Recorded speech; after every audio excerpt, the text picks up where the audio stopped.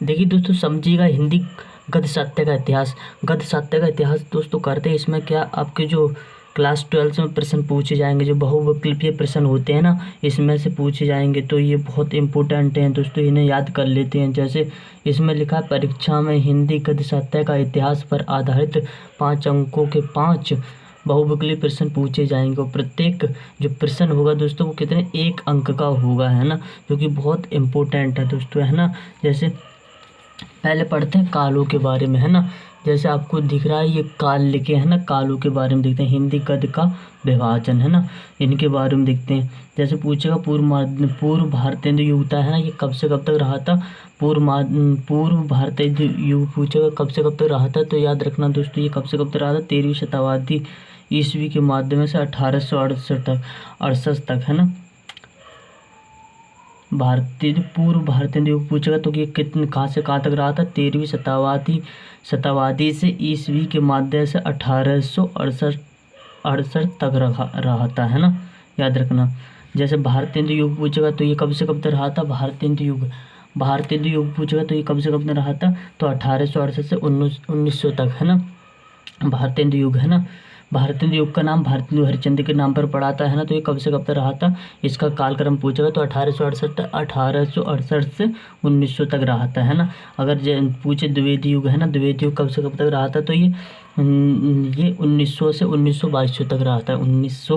1900 से 1922 तक रहा था। कौन, द्विवेदी युग रहा था, है ना, याद रखना। द्विवेदी युग का नाम किसके नाम पर पड़ा था, तो हजारी प्रसाद द्विवेदी के नाम पर पड़ा था, है ना। भारतीय युग का नाम किसके नाम पर पड़ा था, तो भारतेंदु हरिश्चंद्र के नाम पर पड़ा था। और भारतीय युग के कवि थे भारतेंदु हरिश्चंद्र, याद रखना है।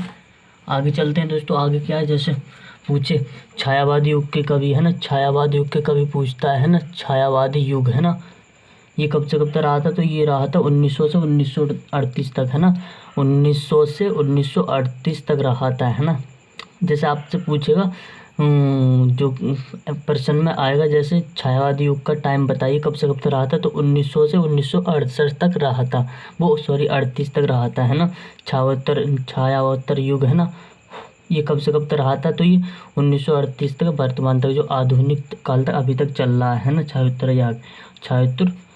छायावोत्तर युग, है ना, 1938 से वर्तमान तक अभी तक चल रहा है ना। तो याद रखना। तो अब पढ़ते हैं विदा की प्रथम रचना और इनके रचनाकार, है ना, जो विदाती है ना उनके रचनाकार। जैसे पूछता खड़ी बोली की हिंदी की प्रथम रचना कौन सी है, खड़ी बोली की प्रथम हिंदी की रचना पूछता है तो कौन सी है, गोरा बादल है ना। खड़ी बोली की हिंदी की प्रथम रचना पूछता है तो कौन सी है, गोरा बादल। और ये किसने लिखा है, तो जटमल ने लिखा है। या ऐसे पूछेगा जो गोरा बादल रचना है वो किसकी है, तो याद रखना जटमल की है ना। और या ऐसे पूछेगा खड़ी बोली हिंदी की प्रथम रचना कौन सी है, तो गोरा बादल है, जिसकी रचना किसने की थी, तो जटमल ने की थी, है ना। अब अगर पूछे हिंदी का प्रथम नाटक कौन सा है ना, दिख तो रही ना, अब करता हूँ ये हाँ से दिखना, है ना। जैसे खड़ी बोली का प्रथम कवि, है ना, खड़ी बोली का प्रथम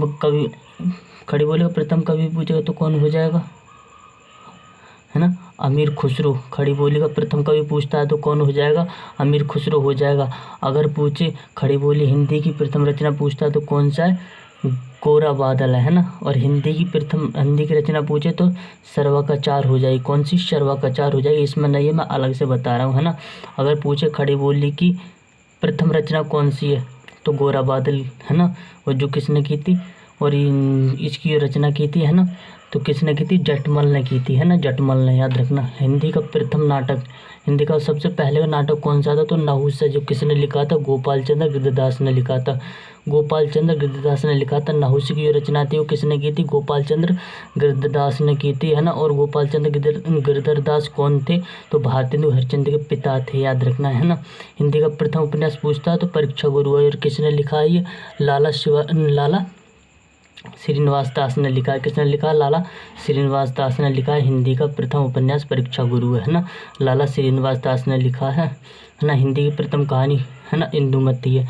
हिंदी की प्रथम कहानी पूछता है ना, तो कौन सी है, इंदुमती है ना। नाटक पूछेगा तो नहुष हो जाएगा, और प्रथम उपन्यास पूछेगा तो परीक्षा गुरु हो जाएगा। और हिंदी की प्रथम कहानी पूछेगा इंदुमती, और जो किसने लिखा है, किशोरीलाल गोस्वामी ने लिखा है। हिंदी का प्रथम यात्रा व्रत पूछता तो ये सरयू पार की यात्रा है। और किसने लिखा है? तो भारतेंदु हरिश्चंद्र ने लिखा है, याद रखना है ना। अब देखते हैं विभिन्न गद्य विधाओं के दो प्रसिद्ध रचनाकार, उनकी रचना का नाम है ना।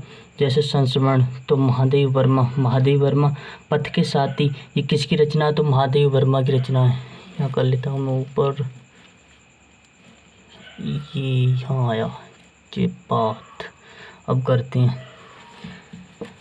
करते हैं जैसे संस्मरण है ना, महादेव वर्मा की। पथ के साथी किसकी रचना? तो महादेव वर्मा की रचना है ना। पथ के साथी याद रखना किसकी रचना? पथ के साथी महादेव वर्मा की रचना है। और ये क्या है? तो संस्मरण है, पथ के साथी है ना। पथ के साथी की रचना किसने की है? तो महादेव वर्मा की। महादेव वर्मा की बहुत सारी रचना है, जैसे मेरा परिवार हो गया, महादेव वर्मा की रचना है। जैसे पथ के साथी हो गया, किसकी रचना है? संस्मरण है ना। किसका है? तो याद रखना महादेव वर्मा की। आधुनिक की मीरा किसे कहा जाता है? तो महादेव वर्मा को कहा जाता है। यामा इनकी एक रचना है, याद रखना किस? यामा है ना, इनकी एक रचना है। रेखा चित्र। अब राम वृक्ष मैनपुरी की बात करते हैं। राम वृक्ष मैनपुरी। जंजीर और दीवार किसकी रचना है? तो ये किसकी रचना है? जंजीर और दीवार किसकी रचना? तो रामवृक्ष बैनपुरी की रचना है। किसकी रचना? रामवृक्ष बैनपुरी की रचना। और ये किसने लिखा है? रामवृक्ष बैनपुरी की जो जंजीर और दीवार किसने लिखा है? तो रामवृक्ष बैनपुरी ने लिखा है ना। और ये संस्मरण है, किसका है? संस्मरण। क्या ये? जंजीर और दीवार क्या है? संस्मरण, याद रखना। रेखा चित्र। रामवृक्ष बैनपुरी। माटी की मूर्तें ये क्या है? रामवृक्ष बैनपुरी की रचना है। माटी की मूर्ति क्या है? तो रेखा चित्र है ना। महादेव वर्मा की बात कर, अतीत के चरित्र, ये क्या है? रेखा चित्र है ना। और अतीत के चरित्र किसकी रचना? महादेव वर्मा की रचना है। और क्या है? रेखा चित्र है ना। आगे चलते हैं। रंग रागव की। तूफानों के बीच में ये क्या है? तो रिपुतार्ज है। पूछता तूफानों के बीच में किसकी रचना है? तो रिपुतार्ज किसका है? दोस्तों? रिपुतार्ज और रंग राघव का। रंग राघव की एक रचना और है पिघलते पत्थर, रंग राघव की रचना है। धर्मवीर भारती की बात करते हैं तो अकाल की एक छाया किसकी रचना है? तो धर्मवीर भारती की रचना है। धर्मवीर भारती और रिपुतार्ज। ठेले पर हिमालय इनकी एक रचना है। अंधा कानून है, इनकी रचना है ना। ठेले पर हिमालय, तो याद रखना है। अब पूछते राय कृष्ण के बारे में, तो साधना इनकी रचना है। साधना किसकी रचना है? राय कृष्ण दास की रचना है ना। और क्या? गद्य गीता ये है ना। अब वियोग हरि के बारे में, तो तरंगिणी किसकी रचना है? तो वियोग हरि की। और क्या है? तो गद्य गीता, याद रखना है। आत्मकथा की बात करते हैं तो मेरी असफलता, ये बहुत इंपॉर्टेंट है। मेरी असफलता किसकी रचना है? तो गुलाब राय की रचना। क्या है ये? तो आत्मकथा है। और यशपाल शाहावलोकन किसकी रचना है? तो यशपाल की। और यशपाल की क्या? ये आत्मकथा है। और झूठा सच है ना। झूठा सच, और इनकी एक रचना है झूठा सच, वो याद रखना। भेंट वर्ता की बात करते हैं तो भेंट वर्ता की बात करते हैं तो भगवान महावीर एक है ना। किसकी रचना? तो रामवृक्ष लक्ष्मीचंद्र जैन की रचना भेंट वर्ता। ये क्या? भेंट वर्ता है ना। भगवान महावीर एक है ना। अब बात करते हैं राजेंद्र यादव की। तो राजेंद्र यादव की बात करते हैं तो चेखव एक इंटरव्यू किसकी रचना? राजेंद्र यादव की रचना है, याद रखना। किसकी? राजेंद्र यादव की रचना। और क्या है? भेंट वर्ता है, याद रखना है ना। अब बात करती है जीवनी की बात करते हैं तो कलम का सिपाही किसकी जीवनी है? तो अमृत राय की जीवनी है ना। कलम का सिपाही किसकी जीवनी है? तो अमृत राय की जीवनी है। आवारा मासीरा किसकी जीवनी है? तो विष्णु प्रभा की जीवनी है। तो याद रखना दोस्तों, अगर अच्छा लगा वीडियो तो लाइक और शेयर करना है ना। आगे चल कर कभी दोस्तों मैं और वीडियो लेके आऊँगा आपके लिए है ना। इसी में से और बनाऊँगा मैं, ठीक है ना दोस्तों। अभी इसमें बोर रह गई हिंदी साहित्य के बारे में, थोड़ा सा एक वीडियो और बनाऊंगा इसके ऊपर है।